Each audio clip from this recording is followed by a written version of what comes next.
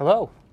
Welcome to the live stream for the latest ArenaNet Guild Wars 2 Nightmares Within release. My name is Stephen Waller. I am the coordinator for this release. I'm Matt Pennebaker. I'm one of the designers for this content. And we also have with us off camera here our lovely Autumn, who's the embedded QA on our team. She's going to be running through the tower with some other folks that are on live with us right now on Stormbluff Isle. So should be fun to see. So for those of you just coming in from the previous release, the Tower of Nightmares, you've probably seen all the hard work that you put into collecting the antitoxin, pristine antitoxin spores has paid off, and Marjorie was able to create an antitoxin, which they've made use of to create some clean air purifiers that have been placed at various locations around the tower, so people are actually able to get in now, which is great. So now we're ready to take the action to the Toxic Alliance. They've been causing enough trouble in Keswick Hills, and we're ready to do a little payback here. So welcome. Hope you've been enjoying the release. We're glad to have you guys here. Matt and I have been playing quite a bit lately. We played a lot with you yesterday when the release came out, and this morning quite a bit too.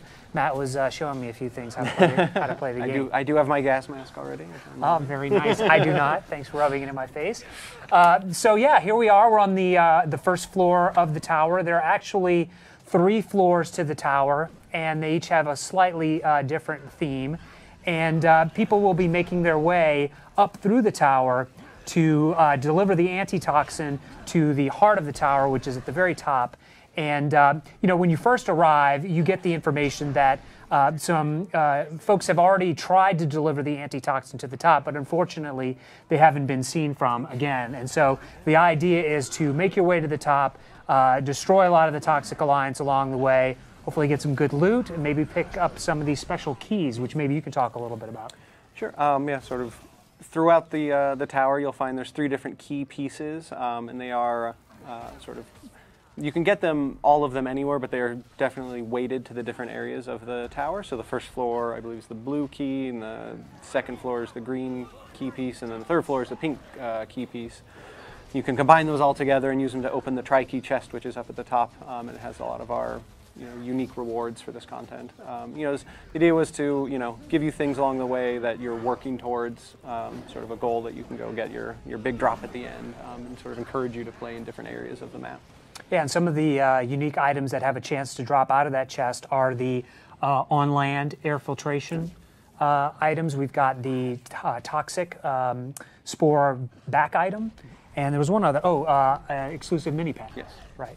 So here you see Autumn making her way through the first level. I remember when we first started talking about this, I always say this, but I'm always really amazed when we start with a bunch of ideas on a whiteboard. We're talking about, the Toxic Alliance, and there's this huge tower, and then we finally get to the point where here it is, it's on live, and everybody's enjoying it and playing it. And it's really fulfilling, for me anyway, to see all these ideas come to fruition and see, people on live really enjoying it.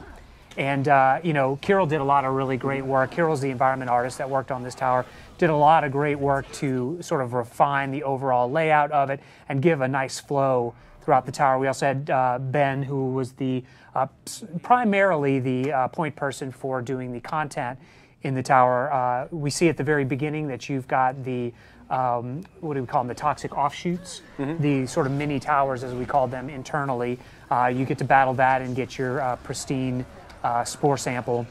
But then as you move forward, we've got the mines, which actually, we put in there as a good mechanism to try and break things up a little bit so that we didn't have too much of a sort of, gearing up on top of the content by large groups of people. We still want people to have fun in parties, and as you can see here, we've got a nice little group running together, but it's also a good mechanic to kind of separate people out. And as we see Autumn get pounded there, I know I've taken a hit a couple of times myself on that. But yeah, and so I should mention also Lisa is running with Autumn through this. Lisa is the prop artist that did the majority of the work specifically with our team for this release. Including those lovely mines. Including those lovely mines, the spore towers, the offshoots as well. Here we're looking at one of the new crate models that's got the toxic effect on them. They've actually been in the toxic fumes for so long that it's started to affect them. You'll see that also. And then Matt, showing your finishing work there.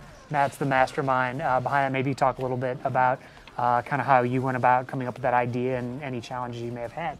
Yeah, well, it required a fair bit of new tech to make it happen. We've only had finishable NPCs in one place in the game. That's in the PvP tutorial area, it's just something that I have always enjoyed. That moment in Worldly World and PvP when you just barely squeak off that finishing move on someone. Yeah. It's also a chance to show off some of the things you've earned with your various stomps for your PvP ranks, or if you've bought the cow stomp, which is probably my favorite. I've been running with the Super Adventure Box sort of voxel or marshmallow explosion, which I think is pretty awesome.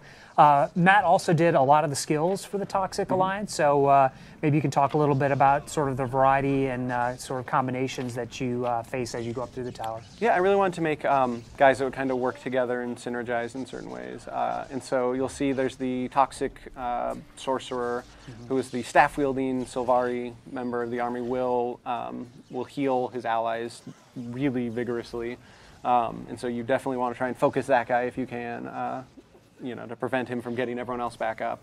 And then, some more synergy we wanted was the crate will resurrect the downed Sylvari. And so, you really need to pay attention to how these guys are grouped together so you don't, end up, having all your Sylvari getting back up on you. If you really play, what I like to do is play a little strategically. If there's a really hard crate around, I will let him try to resurrect a Sylvari while I sort of plink away his health, because he'll be totally distracted by that. Right. Yeah, also while Matt was talking there, I noticed Autumn was helping somebody up, which is something that I've really enjoyed about this release, is that, it sort of encourages natural groupings of people, because you are dependent throughout the course of the tower on other people to some level to get through, because there are some difficult challenges in there. And I know that I found myself joining up with just random people that were around me, forming up parties. If I see somebody down, I'll stop and try to help them. And so I think it's actually been a very interesting part of this release, that it's encouraging people to really help each other out as much as possible, because there are some challenges involved, and people getting rezzed whenever possible. Autumn here has been beat down a little bit by the husks, which are very, very challenging.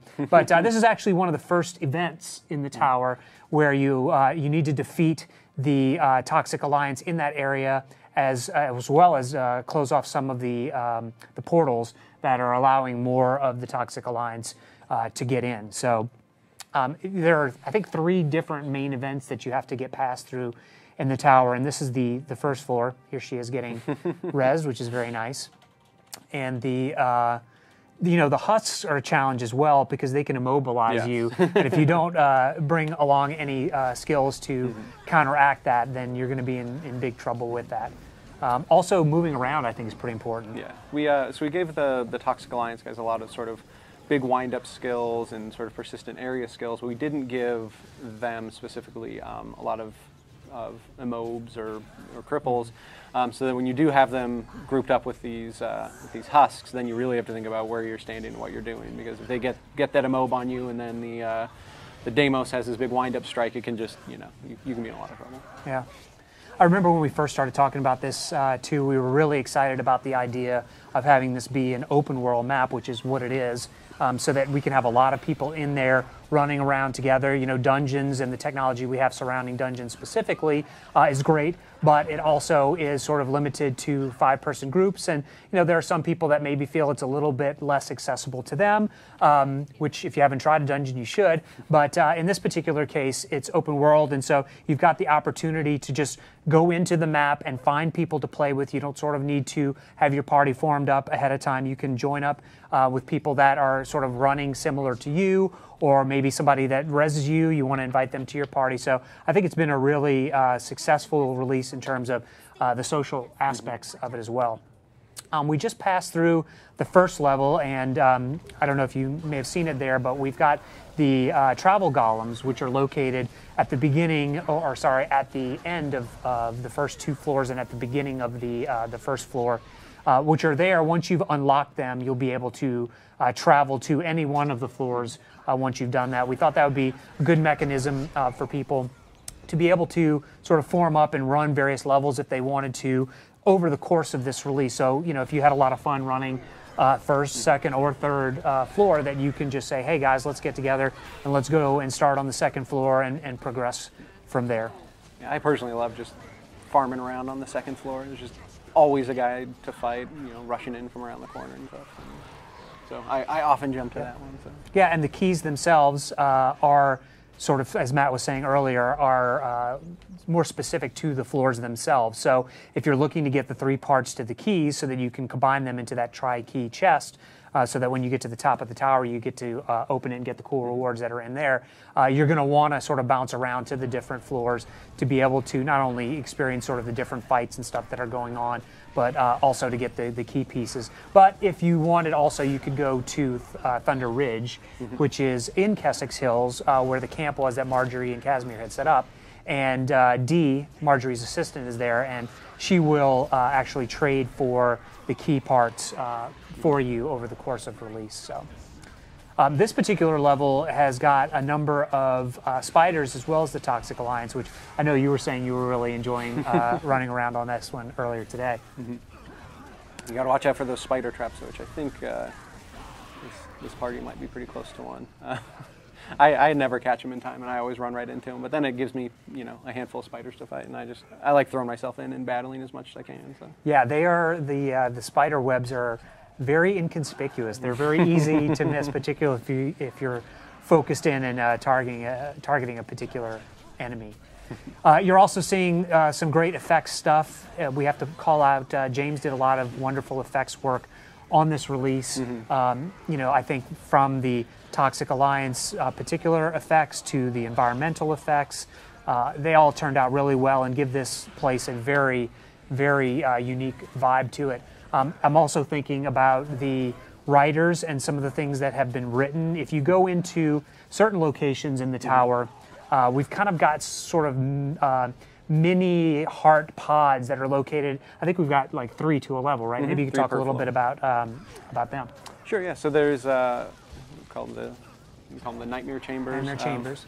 Sorry, we changed it right at the last minute. So. Yeah. So we have 3 on each floor, and there's always 1 open on each floor, right. And they cycle sort of on a routine timer. But it's random which ones will pop open, and then when you go inside, we sort of look at choices you've made in your story and you know where you're at in your story, and we call out references to that. And we just thought it was a fun opportunity. You know, Scarlet is supposed to be, you know, she's singling you out, and you know wants to call attention to the fact that she really wants to mess with you, and so we do make reference to things you've done and choices you've made. And, I had a lot of fun making it. Hopefully, everyone's had a lot of fun. Yeah, and I know you did a great job on it.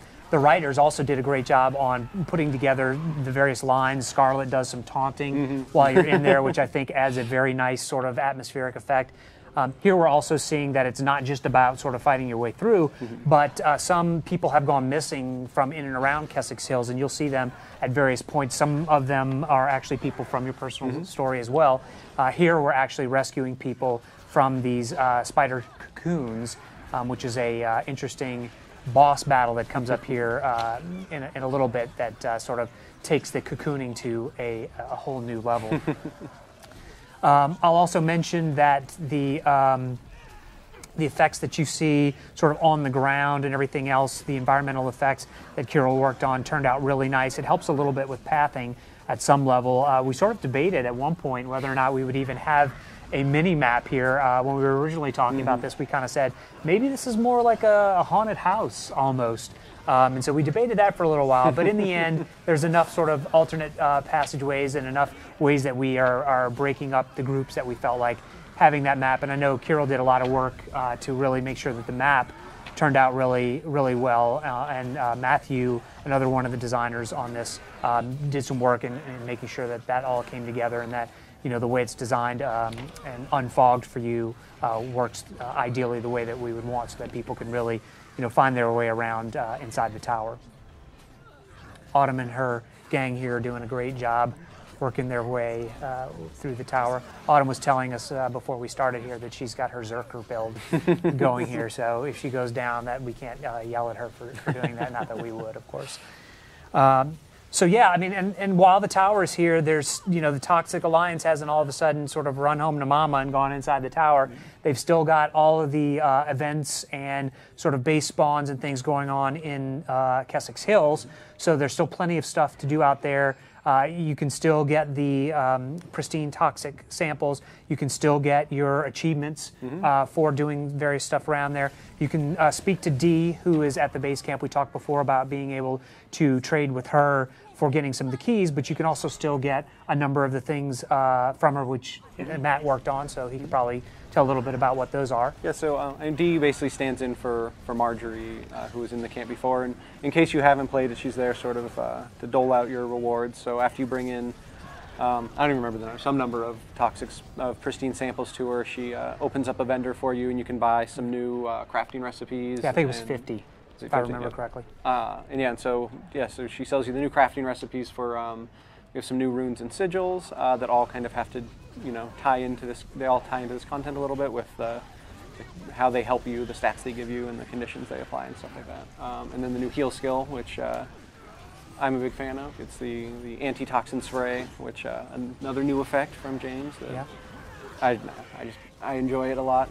I run engineer, so I don't have a ton of condition removal, at least not on my heal slot, and so it's nice to, especially in our content, coincidentally, it helps with the conditions that this army applies. Yeah, that was another thing that we discussed when we were first figuring out sort of what the skills and stuff would be for the Toxic Alliance, is that we wanted to introduce something that was going to help players with getting through this, and it's kind of a new thing for us, introducing a new heal skill. I don't think it's the end of that by any stretch, but here we're fighting the Spider Queen, which I know originally, when people started playing this, they were like, oh my gosh, it's an unending spider, but it's actually an interesting mechanic that Ben worked out where you need to help each other out by anytime somebody gets cocooned, you want to get over to that cocoon and help break them out before the Spider Queen can get over to the cocoon, because she will feed on the cocoon and heal herself. So here they're doing a great job. This is obviously an experienced group of making sure that anytime somebody gets cocooned,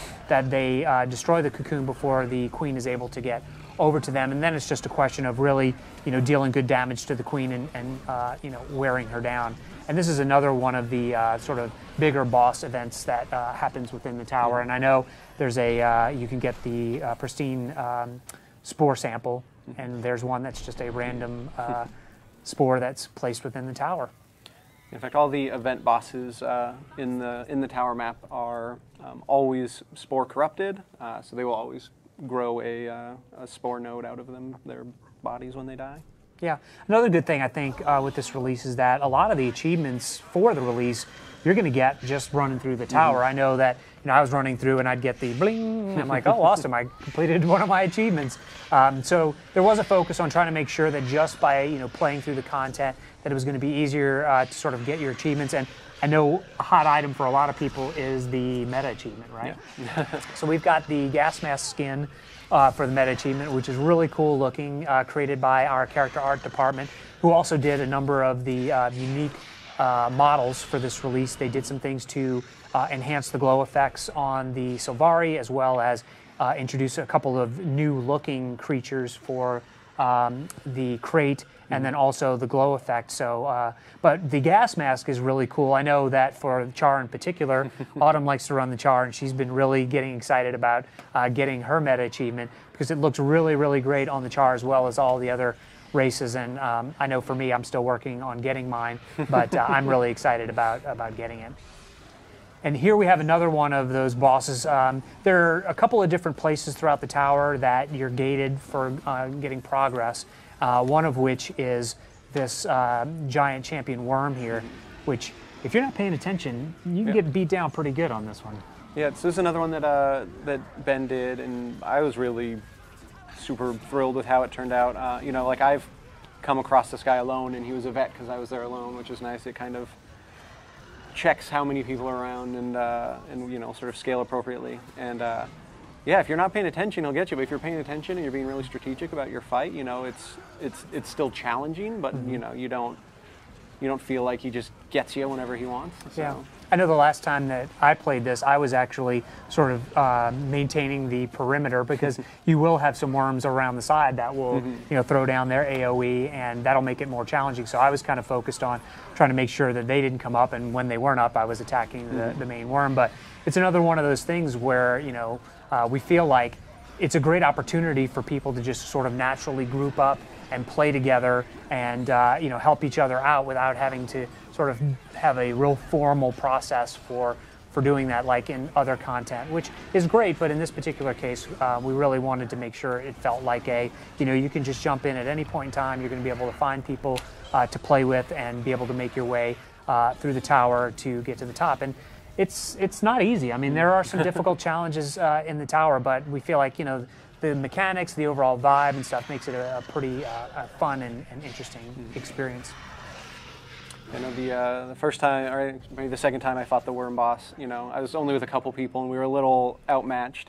I don't know if we wiped or if we fell back, but within a couple minutes there was 5 or 6 more people who showed up, because it is a gate there, and it sort of worked as intended. That we got together, we focused, and we were able to get through what seemed like an impassable gate, but yeah, we pulled it off because the group showed up, and that's sort of just a testament to doing this stuff in the open world. Yeah. It's worth noting, we did a live stream on the first Tower of Nightmares release, but I'll touch a little bit on some of the things we covered there, which is, we do go through a process of several months of development on any one of these releases.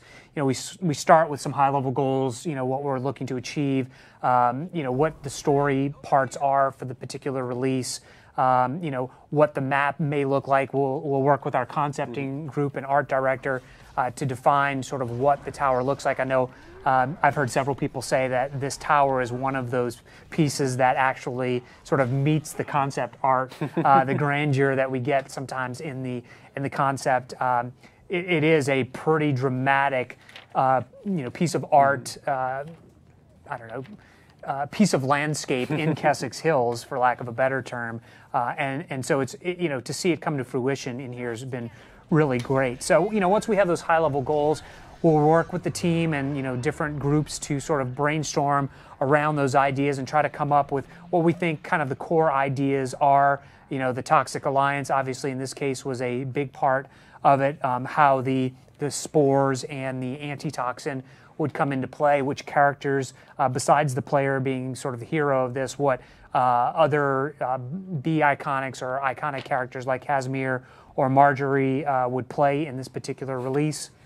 And we get to the point where we start working out what the various releases would be. Obviously, the first release was the introduction of the tower in Keswick's Hills. We had the story instance where we wanted to introduce people to some of the new mechanics, give them an understanding of how the tower came to be, and to be able to play that for a while before we introduced you to the tower itself, so that once you enter there, you kind of know a good portion of what to expect. There are obviously some new challenges inside of the tower, but at least you feel like you've been introduced to the mechanics and you have a general sense about how to progress through the tower, how to use the new healing skill to your advantage, and maybe you've equipped your character to deal with this new threat a little bit differently, which is one of the fun parts of the game as well, is kind of mixing up your build depending on how you want to play in any particular release.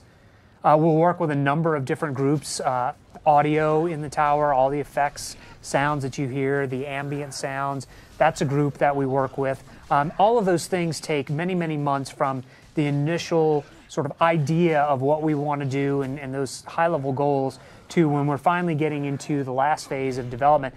That in and of itself can take 4 months of development time. And we've got QA that's doing quality assurance, looking for bugs, testing the content to make sure that it's as solid as possible upon release. Audio, as I was mentioning, is one of those groups that comes in towards the back end of the release, because by that time we've got a lot of the content in and solid, and they can start putting the sound effects on them as well. Another big portion that is sort of time dependent when we do these releases is all the writing that needs to be done needs to either be localized for text in the game, where we have to send that out. It goes through localization and comes back to us, or we go out and we do voice recording with voice actors. We'll go to a number of different locations, and there's picking the actors and doing the reads with them, then going into the recording studio and doing those recordings.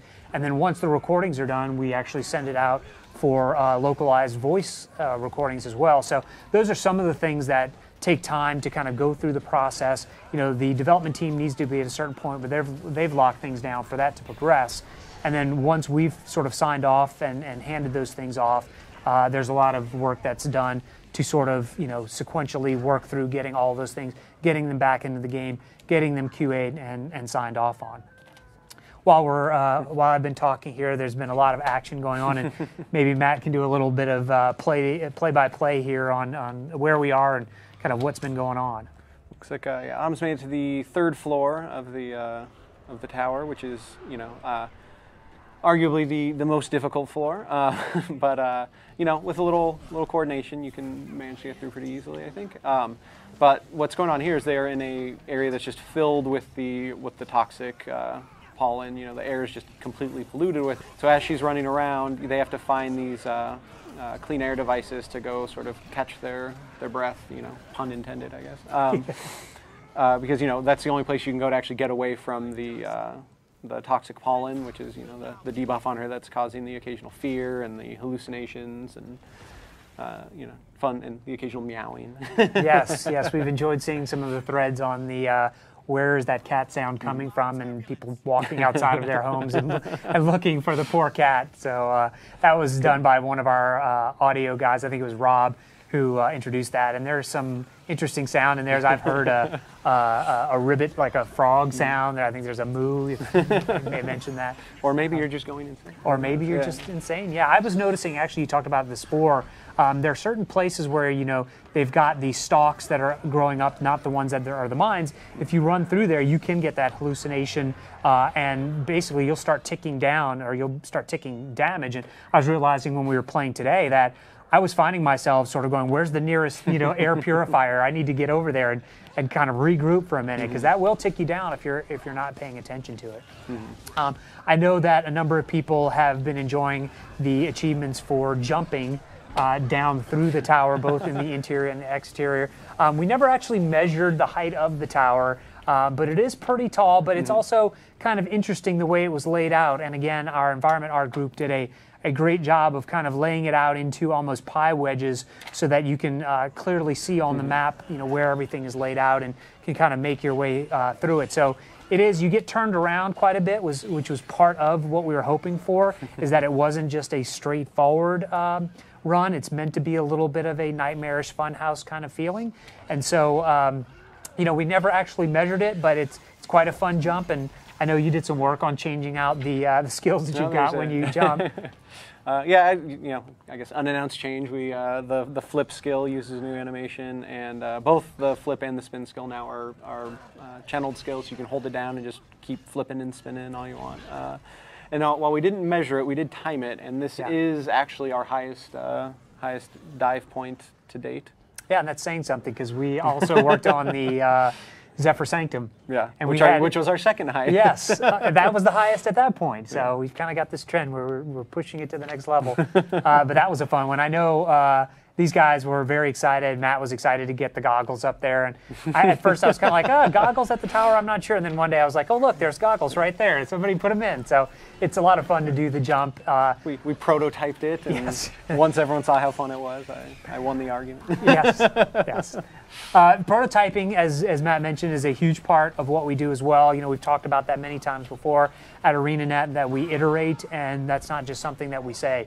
We really do go through the initial phase of, you know, once we've sort of brainstormed what we're going to be working on, we try to identify the parts that we're unsure of, whether from a technical standpoint, or maybe we're just not sure how fun a particular aspect will be. And so we do try to prototype those as quickly as we can. We'll try to rough in the map as early as we can to get a feel for, you know, how long a distance is the run through the tower going to be. You know, are particular skills fun? We think they might be, but are they really? And so, you know, going through that phase early on is really helpful for us.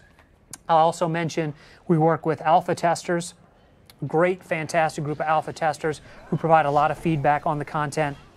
throughout development. We really value their feedback, and you know, there are a lot of times when we'll put something out there and they'll say, this is great, but what if you looked at it from a slightly different angle, or you know, maybe this isn't playing out the way we thought, and we'll make adjustments. We want this content to be as fun as it can be for people on live. For us as well, we're players, and you know, we're in there playing the content. You know, Autumn's here running this for us, but she was also running it earlier in the day when we were just doing it for fun and mighty loot. So, yeah, you'll also notice, you know, theme-wise throughout the tower, as you progress to the third floor, you start to see some of the other alliances that Scarlet had formed. So, you know, there's the Watchwork guys here. I think we've probably already seen. In trouble. Yes, she's needing to do some healing. Come on, Autumn, you can survive. But you'll see the Aether Blades are in here. You'll see the Watchwork. Flame and Frost are in here as well. The Molten Alliance. Yes, the Molten Alliance. Flame and Frost was the release that we also worked on back in February, March timeframe. It seems like a million years ago. But yeah, again, here we've got people helping people, which is great. Autumn's struggling to get up, but valiant effort. With getting by with the help of her friends. They are slowly working their way through here. So that was another thing. You know, we wanted to make sure that we were introducing all of the alliances that Scarlet has sort of built up and threatened Tyria with. She's kind of the mastermind behind this, although she's kind of taking a back seat at this point. She's not actually engaging in the fight, but she is causing a lot of havoc on the player through these various hallucinations of the different alliances, as well as making use of the Watchwork, which is an army that she actually created back in the August release, where she changed up Queen Jenna's guards and you know, took them over, which was also another fun release. So a lot of thank yous. That's something I try not to ever forget. Is a nice thing to see when you're playing in a game. And you know, I think we get quite a lot of that in our game, actually, because everybody has the opportunity to help other people and to heal them. And I know I see it all the time, people saying thank you, and you know, just starting conversations off of that. Thank you, and then it turns into, hey, you want to, you know, party up, or I'm looking for game here. So we think that's one of the great things about Guild Wars 2 is the ability to help other players and to make it more of a cooperative experience for everyone. Yeah. I say big props to just our community in general. We just have one of the healthiest and most friendly player communities I've seen in any game. So. Yeah, when I played on release day, I partied up with a group and ended up going in to the final boss battle, which hopefully we'll be able to make our way to here in a little bit. And it was me and one other guy that I hadn't met, isn't in my guild or anything like that. And so it was a great experience. We, you know, two-teamed the final boss and barely survived. I know some people said that they were able to, you know, take him out relatively quickly. Those are people who are more skilled than I am, I have to say. But yeah, it was great. It was, you know, we were, you know, we joined up together naturally, and we helped each other out. And there were times when I healed him or her, and vice versa. So that was really, really cool. So yeah, here we are. We're getting close to the end at this point, or at least the end of the third floor. We haven't actually stopped at any of the instance rooms, but they are a lot of fun. We put a lot of effort into making them have random encounters involved. So you can play it. I don't know. Did you ever do the math on the combinatorial number of variations? I did, and I don't remember. It was, but you know, a few hundred, I think. Yeah. Combinations of things that can occur together. Yeah, because you can get different bosses, and you can also get sort of different factions. Special mechanics. Special mechanics as well. And so, yeah, I mean, that's one of the things that we thought would be really cool in this release is give people that wanted to go in and do maybe, you know, smaller group or solo to be able to go into these instance rooms, which are located on every floor, multiple locations. You can actually see the little sort of yellow living world related stars above the ones that are actually open. So if you're looking for them, you can check out your map and zero in on where they're located and jump in there. They're, I don't know, maybe 5 minutes, 7 minutes, 3 minutes if you're really good. So they're, you know, little interesting one-off bits of content that are varied. So you're going to get different experiences a bunch of different times. It's worth noting that the person that triggers that instance, some of the choices will be based off of them.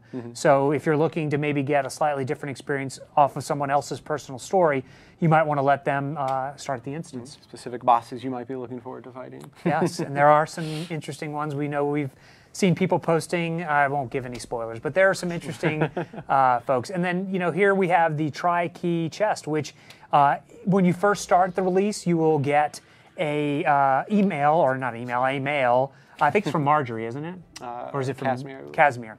Where you'll get the 3 pieces of the key. So everyone should have the ability, the first time they get to the top, to open the tri-key chest. You just need to double-click on the keys to combine them into the single tri-key chest, and then you'll be able to get in there. And then when you play in the future, you're going to get it off of drops from the various creatures in the tower. Some of the bosses actually give it, and we did mention that you can speak with D at the base camp and trade them. I think you can get one per day. One per day. So. And then the instance rooms also, depending on which floor you go into, have a chance of dropping the specific colored pieces. So here we are. We're at the final boss encounter. It looks like, are you playing this? This is a replay, so this is the story version. So we're in the repeatable version. Here we're introducing, again, the different alliances that you will encounter that Scarlet was sort of masterminding along the way. The experience in this area is unique as well, because you hooked up a number of those audio taunts in here. Maybe speak to some of the things that you've got going on in this particular instance. Sure. So like I said, we structured it because we wanted to make sure that it was clear that all of these armies were working for Scarlet, and so I think we a little sort of heavy-handedly, we have a room where you fight each of the different alliances. And then also, as you're running along, you'll kind of hear Scarlet whispering or shouting in your ear, just sort of trying to mess with your head, because that's what she does. I don't think the boss instance has any sort of the specific story-related things like the instance rooms do, where she will be as dirty as she can with some of the lines she'll give you when you're in the instance to try and make you feel bad about things you've done. So. Yeah, and you talked about using the different alliances. Here it's the watchwork. They work well together, and that's another reason to use them together. I know that, for instance, when we were developing Flame and Frost, that the different creatures that we had there worked really well together. One guy sort of drops a area where anybody on the inside of it is protected until you knock them outside of their circle. You've got the Brawler, which will jump towards you and attack melee people. You've got the guy that shoots the sonic rifle, which will target you at range. And so the different alliances and the different groups here work really well together, which is kind of a nice experience, because at some level you're getting to replay content that was developed since the very beginning of this release by encountering the different factions all over again and dealing with the different mechanics that they introduce, which is a lot of fun because they are varied.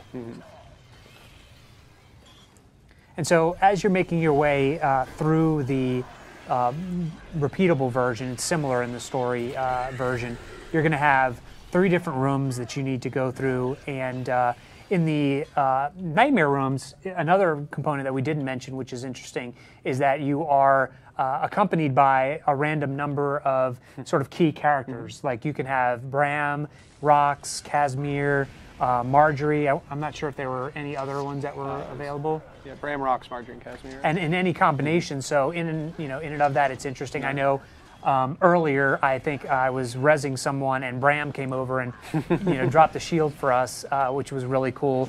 They also res players, which is something that's really awesome. I know that I've been res a number of times.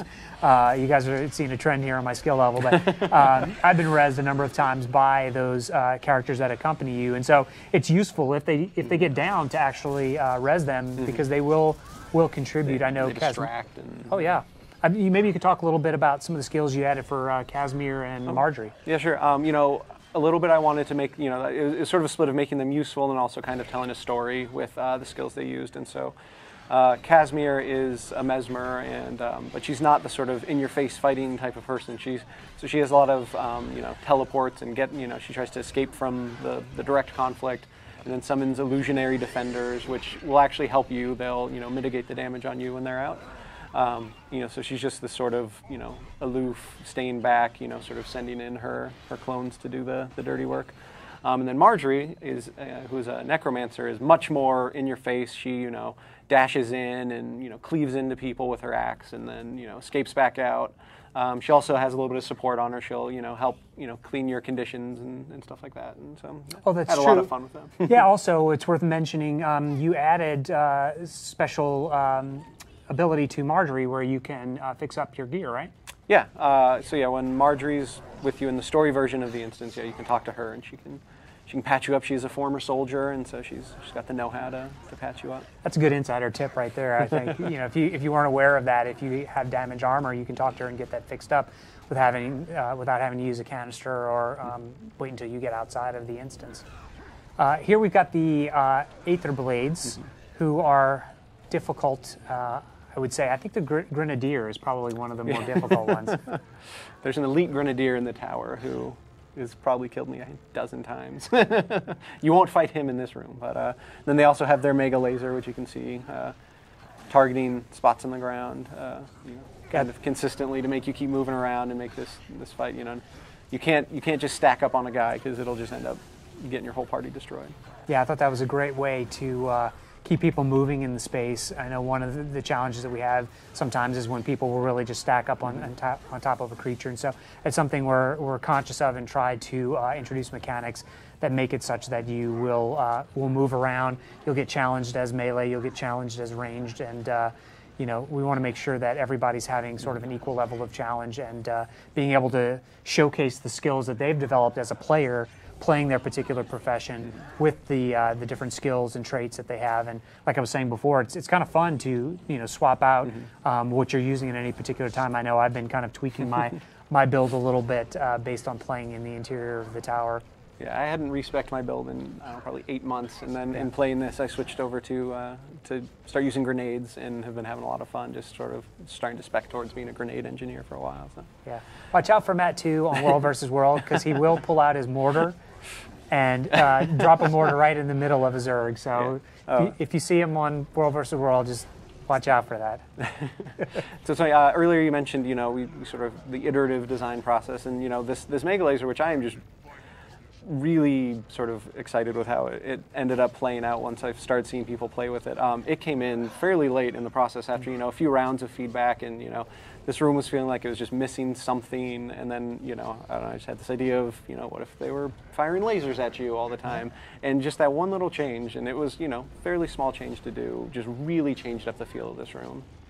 Yeah, I mean that speaks to part of the process that we go through. We were talking before about prototyping. We also have sort of first playable reviews where we'll take, we've got the content in what we call a first playable state, which is, most of the mechanics are there, the basic layout of the room is there, enough is there that you're able to get the general experience that we're looking for.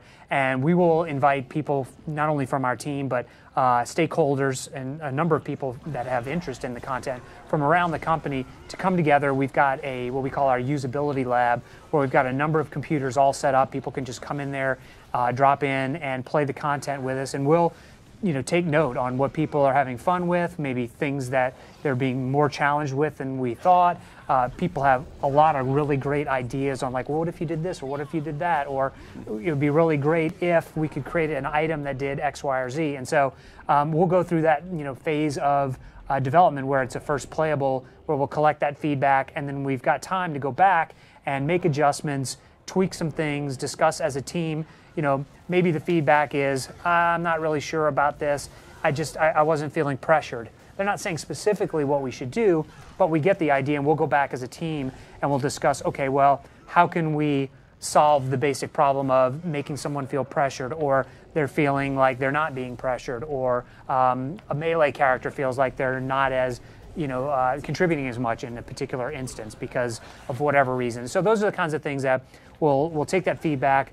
As a team, we'll go back, we'll make adjustments and tune things.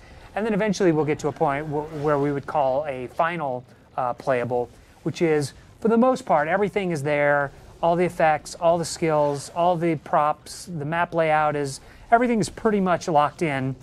And we just want to do sort of a final sanity check on the content, get any final notes on things that we think may need that last bit of tweaking to really just dial it in the last bit. And then at that point, we're moving into a phase where it's mostly QA and playing, the release ourselves and in the studio for looking for bugs. We have what we would call all calls, which happen periodically towards the end of a release, where the whole company will take some time to just jump into the content, play the content, look for bugs, try to catch anything that may, be a fringe case that we didn't identify through our QA or our, alpha testing or internal team testing. And then we're on our way towards release. And one of the things, we're talking about sort of the tail end of development, the things that we have, whether it be audio or localization or whatever, is we have our marketing team as well. And marketing is working on coming up with contests. In this particular case, I think it's called Rock the Nightmare or something like that, where you can do your own, I think, video to the song. And if you win, you get a guitar, which is pretty cool. But they're also doing the web page, and they're doing other sort of public relations things. Emails get sent out with summaries of what the content is.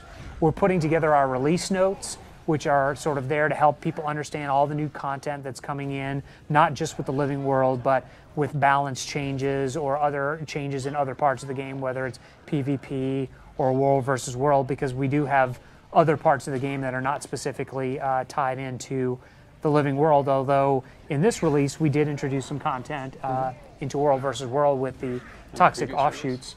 I'm sorry? Sorry, in the previous release. Yeah, in the previous release, right. Which, I think they're in enough off the beaten path location where if people aren't interested in engaging in it, that's fine. But I think there are a number of people who appreciate being able to get some of the content and some of the rewards from the Living World releases without having to leave World versus World. So that was something that we took a look at, and we'll continue to take a look at how the feedback is on having that available in a Living World release, having that tie-in to other areas. So here we're looking at the Molten Alliance, which, you've got the brawler here, it looks like. You see, of all the, James did, tons and tons of effect work for us, but, it's a subtle little thing. I don't know, these are the things that I sort of focus on, but my favorite effect, for our whole release is when these hallucinatory enemies die and they just kind of dissipate in this puff of smoke. I don't know, I just think it was just a really pretty effect. I really love how it came together, and surprisingly, it worked on those portals. And when I hooked that up, I wasn't sure how it was going to hold together, but it actually looked really good. You are the master of kind of putting peanut butter and chocolate together and finding new combinations. Yeah, I mean it's a nightmare, but it's also a beautiful nightmare. I mean I think the art guys did a really great job of making it have that sort of creepy vibe. The color palette is kind of, in that greens and purples, which generally has a little bit more of that toxic or poisonous vibe. But it's also, very beautiful as well in its own way. I think the mini towers themselves, the big spore pod, which is at the very top of the tower, is beautiful and deadly at the same time, which I'm sure is not real easy to pull off. In the meantime, I have to again call out Autumn, and I think Lisa have been doing a great job of running through this content. And here they're actually pulling this guy out of his protective area so they can beat him down, which is a interesting mechanic. Once you've learned it, then it becomes a lot easier to defeat the Molten Alliance. We noted that this was the repeat version of the sort of boss instance, and it's very small differences, but not having Marjorie and Casimir there, I have found makes a big difference in the difficulty. Makes you sort of think a little more on your toes because you don't have that lifeline of them there to get you back up and to distract all the enemies. So. Yeah, I think that it's really one of those games that you play within the game, which is sort of figuring out how you're going to approach the content, how you're going to spec your character, maybe what weapons even that you're going to run with. Maybe you went out and got some different runes or sigils or something based on this content, which I think it's a really cool part of the game that allows you to kind of take your character that you've invested time in, but also be able to sort of tweak your play style the way you want based on the content that you're playing. Yeah, I'm too cheap to buy one, but I've been hoping to get a shield drop for my engineers. I've been playing dual pistols for a long time, and I just feel like a shield would be really good in this content, but I've yet to find one. So. Yeah. Yeah, you're pretty good though about. I think you sold some pristine toxic spores when they were at a pretty good value. So you generally make out pretty well. I have the money. I just don't like to spend it. Oh, okay. I actually got lucky enough. I got a precursor out of the Mystic Forge, which is where most of my bankroll comes from. Very nice. Yes. So, yeah, I mean, the whole release, seeing it come to fruition has been really great. I remember talking about what the boss fight would actually be like, what the creature was that you were going to encounter, and sort of what the lore was behind that, and what Scarlet was up to, and all those things continue to progress as the story progresses. And in coming months, going into next year, more and more of Scarlet's story arc is going to come together and be solidified, and pieces will be sort of joined together that people have been wondering about. And here we've got the Crate and the Nightmare Court. The Crate have sort of been tricked, for lack of a better word, into getting involved with this because they are trying to bring back their prophet. And word is that Scarlet was kind of promising that. She was saying like, hey, if you guys want your prophets back, I can help you with that.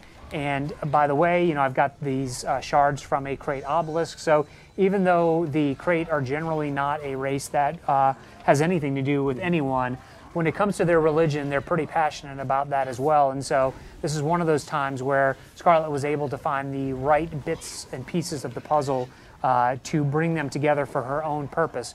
And of course, the Nightmare Court, which is who's involved here, it's not just the Sylvari, it's the Nightmare Court, a faction of the Sylvari. They're always looking to cause grief and to introduce nightmare into pain and suffering into people in Tyria's lives. That's just how they roll. Here we have the final boss, the Toxic Hybrid. Somebody was asking whether or not Scarlet spawns as a boss inside of the tower. Scarlet is not fought in this instance. She's more of the she's there for her own purposes, and all of the Toxic Alliance that are in there, as well as the hallucinations and stuff, are just there as a preventative measure from you getting to her before she's able to accomplish what she's wanting to accomplish. I know, there are plenty of people that would love to put a beating on Scarlet. I'm sure you will get a chance to do that in the future, but for this release, it's actually, she's got a greater plan in mind, and she's working towards her own means, and she's targeting you as a player, but just not directly. And I think in the future you'll see that she's got some plans that are going to continue to impact the you as a player as well as Tyria in a very meaningful way. And so this is just another stepping stone towards getting to that point. Maybe you could talk a little bit about the boss too, because I know when you were designing it, you had sort of various stages of development that you wanted it to go through. Yeah, well, sure. Yeah, start off with the boss is actually sort of nothing like my original ideas were. Just sort of calls back into that iterative process that I had this concept for what I thought it would do, and I prototyped it, and it really just didn't play well. And so we sort of took it back a little ways and sort of focused in on the stuff we wanted him to be able to do. And and so, like I said with Margin Caster, I kind of like to tell a story through the skills that a creature uses. And so, the story we're telling with him is that this thing was just born, but it's growing, and it's growing really fast. And so you'll see that he first comes out, and we tell that in a bunch of different ways. He's just kind of making these guttural noises and screeching and howling at you, and just the most basic of he's just leaping and lashing out at you. And in a couple minutes here, he'll start sort of growing into his adulthood. When he's going to get bigger and stronger, and already learns how to use weapons and magic, and then starts switching up how he fights, to make sure he sort of handles melee guys and ranged guys. And I was just going to note Scott did a great job on the animations for this, making custom animations. Mm-hmm. By the way, that double dagger stab always gets my attention, and I clear out. I remember when we were first putting that in, and we put those daggers, which are the unique weapons that were introduced with this whole Tower of Nightmares release. We had that, and we were like, oh my gosh, that is just, to have it up there and give you that moment, almost like a cartoon where it's like it holds, and then it's coming down. It's really a cool mechanic there. You're getting telegraphed a little bit that it's coming, but if you don't get out of the way, it's going to hit you for some pretty good damage. So right now he's sort of in his, you're not allowed to range fight me right now, so he's got his reflective bubble up, and we have the spores around the outside of the room that are going to kind of pressure you to get in towards him. We can't just let you have a freebie, which is why he occasionally will knock you back out into the spores. But yeah, so it's just sort of one of his multiple phases. Yeah, and I really like the size that he grows into. I mean, it really makes this imposing, creature for the room itself too, because it's kind of a high domed roof. And now you can see that all of the stalks around the room have really shrunk the play space, which is another part of the mechanics surrounding this fight, which is to sort of change where you can play. You were saying before, he'll put the shield up, and so if you're ranged, you might need to switch to melee. If you were ranged and you're trying to stay on the outside now, you'd be taking damage from being corrupted. So you need to come in, and there's a stage. There's that double dagger move. There's a stage when the bigger stalk will grow up from the center of the room, which I don't think we've hit. We haven't hit that yet. We haven't hit that yet. So just to touch real quick on that. The two stages, sort of his anti-range and anti-melee stages, as I always call them while developing. It's random when he decides which one he'll do, and so there are times when you'll fight him that you won't see one of those stages. So when you see him dive in, that's when he's switching, and so, it looks like now actually he just switched to the, growing up the spore in the center. So you're kind of encouraged to kite him around the edge. I don't think Autumn's build has a lot of good range, so she's going to have to just suck it up, or maybe just try and spike down that spore in the middle, which is another alternative method to doing this. So. Yeah, I have to say, Autumn and Lisa are really holding down the fort here, doing a great job. So far has been very effective at dodging the double dagger. Yeah, and I remember when we were working out this room, we wanted to make sure that the space was large enough for people to move around. It's worth noting that this is playable 1 to 5. You can try to solo it if you want. I know there are some people who have soloed it. I'm not one of those players who's going to solo it probably, but it's a different experience, really. I remember playing it, like I was saying earlier, with one other player, and it was fairly challenging for me. But if you play with 5 people, it's going to scale up, and you're going to find that it's challenging from that standpoint as well. So it's really a lot of the content is very different depending upon the group that you run with, the number of people that you bring into instances, and then all the different combinations that can come from that as well. So there's a lot of replayability, I think, in this release overall. I think just by playing through the different levels, getting the keys, fighting on the different levels, and sort of taking on the individual challenges that are associated per level, the combinatorial bits that are in the instances, and whether or not you choose to go 1, 2, 3, 4, 5 into the fights. Those all make for quite a bit of replay value. And I know after this, I'm probably going to go back and try to play it some more. Maybe Matt will come in and protect me a little bit with his engineer. So yeah, I think we're now in the almost the final phase of the boss. Not quite yet. Boss battle. We're getting pretty close. Yeah, and these crate can do a lot of damage as well. And they, as Matt was mentioning before, they will come in and res the Nightmare Court. So you have to be aware of that, and you need to take them out, stomp them, or like Matt was saying, you can kind of wait for them to come over to try and res, and then you can sort of lay a lot of damage down over that location as a way to maybe take them out a little bit quicker. But ultimately, the stomping and the resing mechanic plays an important part in the overall release and in these instances and boss fights. You have to be conscious of sort of what play style you want to use, whether you're going to try to stomp them or whether you're going to try to target them when they clump up and try to do their resing. This is worth knowing. She's in the final phase of the fight now, which is just sort of the insanity phase where he's fully powerful now. He's fully ascended to his mature state. But also he realizes he's close to death, and so he's just kind of wildly throwing out everything he's got. And he is a little bit bigger now. Yeah, I like this particular stage where he sort of does this chanting type of movement, because he does have that sort of prophet-like quality associated with him. It's a great creature model as well. When we started talking about the model with the concept and character group, they had some really great ideas for what it could look like. It's kind of got a combination look of both the crate and some plant-like elements from the Sylvari, which is by design there, but the way that they introduced it is certainly, I think, very interesting. You can even see the tip of the tail has a little bit of a kind of barbed plant-like quality to it, which is a cool element.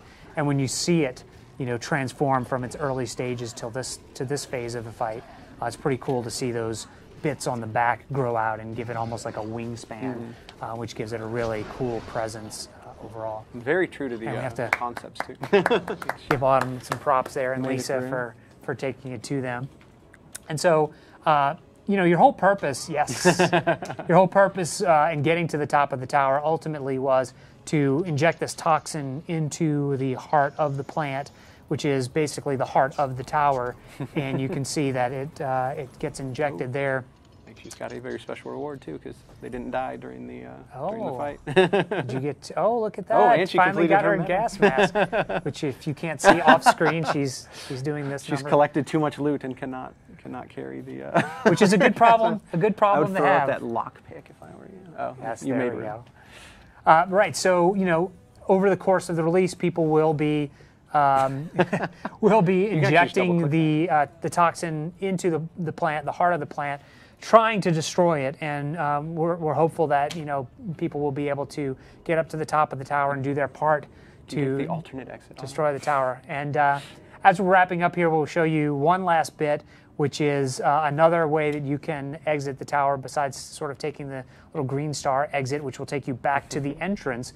This will actually take you to the exterior of the tower, where you can get one of the diving achievements, and you'll get to see Matt's new flipping animation.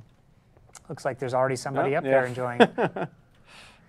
So, as we're diving off here, I just want to say thank you so much for playing the content. We really appreciate everyone that's in there playing the content, providing feedback to us, whether it's on Twitter or Facebook, on our forums. If you can, join up to be part of our channel, join up, like us, etc.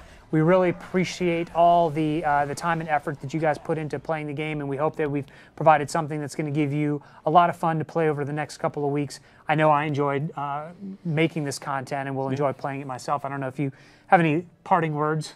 Yeah, I said just sort of echo what Steven's saying. We can't do this without all of you guys, and so we really appreciate your support of the game, and your feedback and your responses, and just keep playing, keep chasing that loot, and we'll keep making it for you. Yeah, thank you very much, and we're looking forward to seeing you guys on live. We'll be in there probably right after this and for the next couple of weeks. So thanks again, and we'll see you guys real soon.